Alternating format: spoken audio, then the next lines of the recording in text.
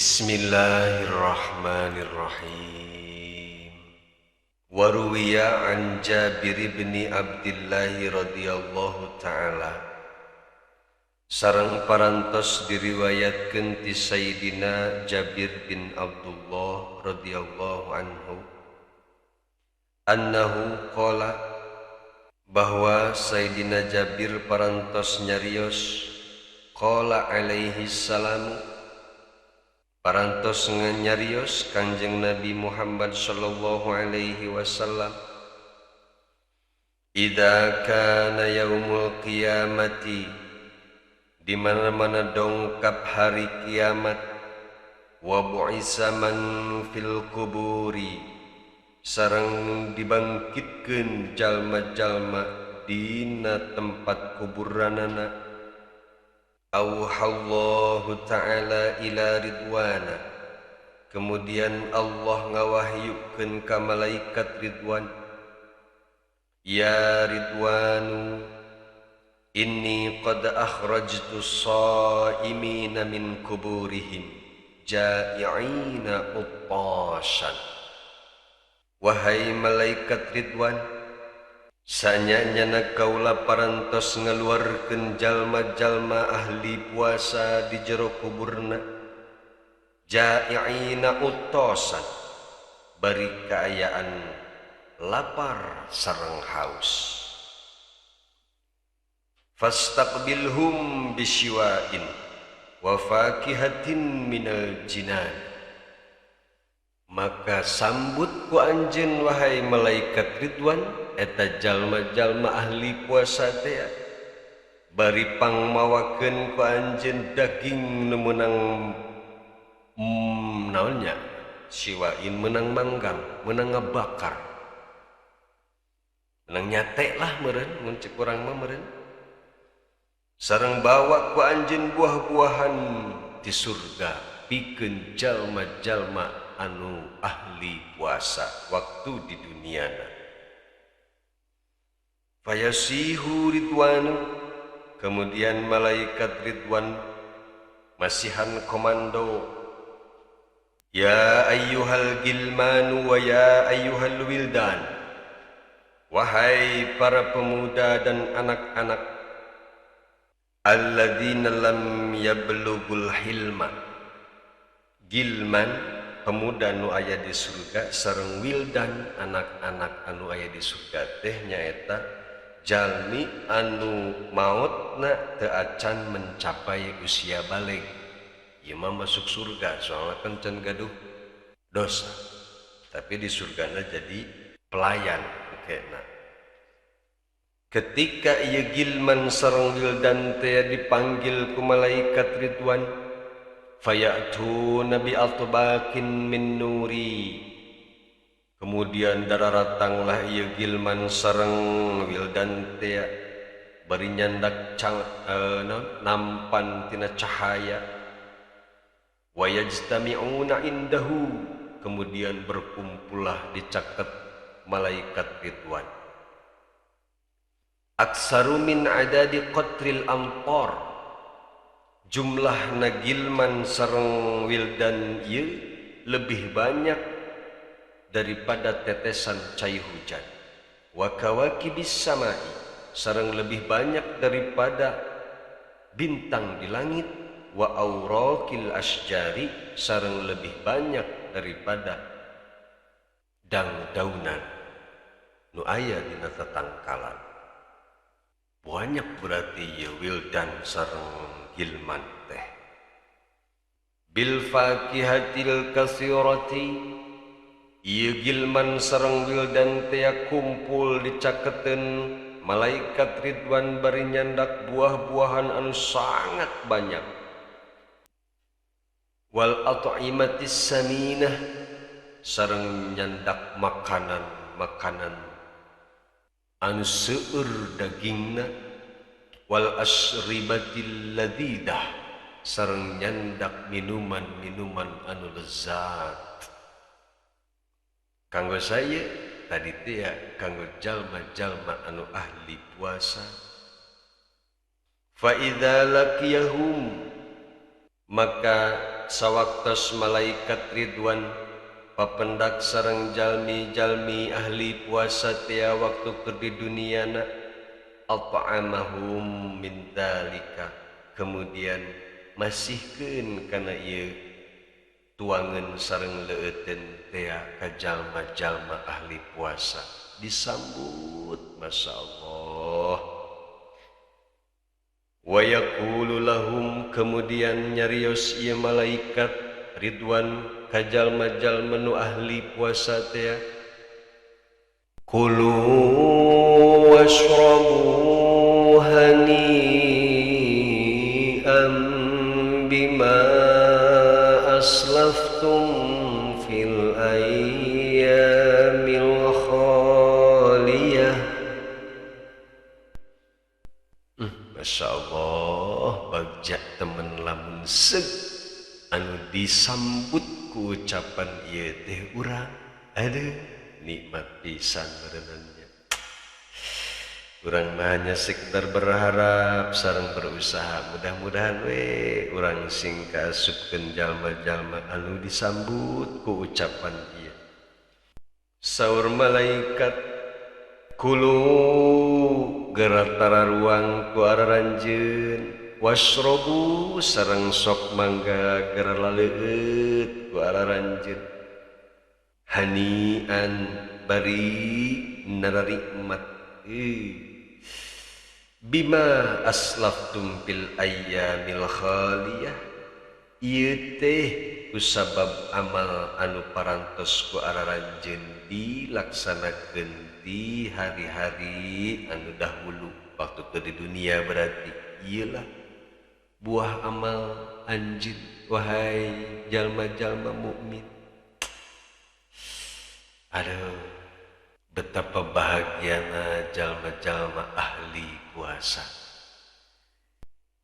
Keuntungan jalma-jalma anu daek ngalaksanakeun puasa Ramadan bukan hanya sekedar eta tapi waruwiya an Ibni Abbas radhiyallahu anhuma annahu qala parantos diriwayatkeun ku Sayyidina Ibnu Abbas radhiyallahu anhuma qala alaihi salam Rasulullah parantos nyarios salasatun tusafihuhumul malaikatu yauma yakhrujuna min kuburihim aya tilu kelompok anu bakal sasalaman sareng malaikat ketika bangkit tina kuburanana. Masya Allah sasalaman jeung malaikat atuh sedamai jeung malaikat nu urang geus aman sentosa geus moal aya siksa moal daekeun nyiksa malaikat oge atuh sasalaman. Saha eta teh hiji asyuhada'u para syuhada, dua wasaimu syahri Ramadan jalma nu daek puasa di bulan Ramadan, wasaimu yaumil arafah sareng jalma-jalma anu puasa sunnah di hari Arafah. Masya Allah hayang pan urang hari di sasalaman jeung malaikat kan palebah puasa sunat nah ieu pan kedul teh urang mah mudah-mudahan we ketika tos uping keterangan ieu urang kabehan sing rajin puasa. Aya keneh teu cenah keuntungan jalma nu puasa uhuy masih keneh aya. Mana wa an Aisyah radhiyallahu anha diriwayatkeun ti Sayyidatina Aisyah radhiyallahu anha qala alaihi salam Rasulullah parantos ngadawuh ka Sayyidatina Aisyah ya Aisyatu inna fil jannati qusuran min durrin wa yaqutin wa zabarjada wa dhahabin wa fiddatin. Wahai Aisyah sanyanyana di surga teh eta aya gedung-gedung anu diciptakeun tina inten tina yakut jabarjad emas jeung perak. lain bata hebel anu dicabak belah dia lain ieu mah tapi diciptakeun tina inten yakut jabar jed emas jeung perak. Qultu kemudian nyarios Sayyidatina Aisyah, ya Rasulullah, liman hadhil qusur, kanggo saha ieu gedung-gedung teh? Qala alaihi salam, teras ngadauh Kanjeng Nabi, liman shoma yaumal arafah, kanggo jalmi-jalmi anu puasa sunat di poe Arafah. Geus tara di bae urang apa anu kedul mah wilujeng ngalamun bae teh. Nah si puasa sunnah di hari Arafah begitu besar pahalana. Wa qala alaihi salamu, sareng nyarios Kanjeng Nabi Muhammad sallallahu alaihi wasallam, ya Aisyatu, inna ahabbal ayyami ilallahi, sanya-nyana hari-hari anu paling dipika cinta ku Allah, yaumul jum'ati, kahiji poe Jumat, wa yaumul arafata, nu kadua poe Arafah, lima fihi minar rahmati. Naon sebabna? Sebab dina eta dinten Jumat sareng dinten Arafah di aya rahmat Allah. Rahmat Allah begitu besar dina hari eta. Kusabab dinten Jumat sareng dinten Arafah, rahmat Allah dikocorkeun ka jalma-jalma nu daek ibadah dina dinten eta. Wa inna abghadal ayyami ila iblisa yaumul jum'ati wa yaumul arafah. Bentakan poe anu paling dipika ijib ku iblis nyaeta poe Jumat jeung poe Arafah. Bentakan lamun aya jelema ijib ke poe Jumat eta lah babaturan iblis. Kadang-kadang sok aya wae nu kesel aing mah sangeut poe Jumaah teh. Mangna sih make sangeut yang harapan poe Jumaah. Tanggal aing mah kudu Jumat ngadaguan khutbahna lillah tunduh. Kadeta kaismuan setan. Kemudian saur Rasulullah, ya Aisyah, man asbaha shaiman yauma arafata, saha jalma anu puasa dina dintenan Arafah, fatahallahu ta'ala alaihi salasina baban, maka Allah bakal mukakeun pikeun eta si jalma 30 pintu minal khairi kebaikan. Wa aghlaqa anhu salasina baban minasyarri, sareng bakal ditutup pikeun jalma nu puasa di poe Arafah 30 panto kajorean. Fa idza afqara, maka di mana-mana buka eta si jalma, magrib bukana lain bukana lohor. Wa syaribal ma'a, sareng ngaleueut cai, yastaghfiru lahu kullu urukin fi jasadihi, maka seluruh urat-urat anu aya dina tubuh eta si jalma memohonkeun ampunan ka Allah Subhanahu wa ta'ala.